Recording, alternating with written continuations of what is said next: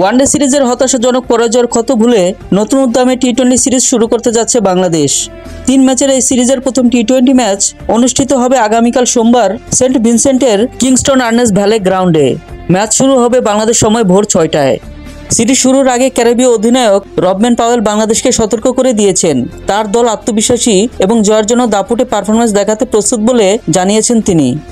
Match পূর্ববর্তী এক বক্তব্যে পাওয়েল বলেন, আমরা মাঠে নামি দাপুটে ক্রিকেট খেলতে, দীর্ঘ সময় ধরে ধারাবাহিকভাবে ভালো খেলতে হবে।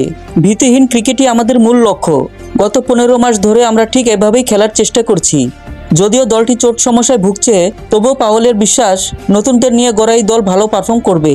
তিনি বলেন, দলে বেশ কয়েকজন নিয়মিত ক্রিকেটার নেই, কিন্তু এতে জাস্টিন গ্রিভস ও কিসি কার্টির মতো ক্রিকেটারের জন্য সুযোগ তৈরি হয়েছে। তারা ঘরোয়া ফ্র্যাঞ্চাইজি ক্রিকেটে ভালো পারফর্ম করছে। আমি তাদের নিয়ে আশাবাদী।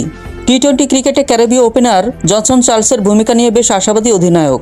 পাওয়েল বলেন, চার্লসের অভিজ্ঞতা আমাদের দলের জন্য বড় সম্পদ। গত কয়েক মাস ধরে সে দুর্দান্ত পারফর্ম করছে। সে প্রথম 6 ওভারে ভালো শুরুর পাশাপাশি মাঝের ওভারগুলোতে রান বাড়ানোর সামর্থ্য রাখে। ওয়ানডে সিরিজের বিপর্যয়ের পর বাংলাদেশের জন্য টি-20 সিরিজ নতুন চ্যালেঞ্জ নিয়ে আসছে।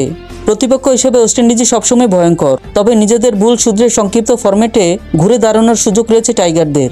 টি-20 সিরিজের 3টি ম্যাচই সেন্ট ভিনসেন্টে একই ভেন্যুতে অনুষ্ঠিত হবে। 16, 18, 20 ডিসেম্বরের ম্যাচগুলোতে বাংলাদেশ সময় অনুযায়ী খেলা শুরু হবে ভোর 6টায়। মাঠ ও সময় একই থাকলেও প্রতিটি ম্যাচ নতুন গল্প লিখবে কিনা সেটাই এখন দেখার বিষয়।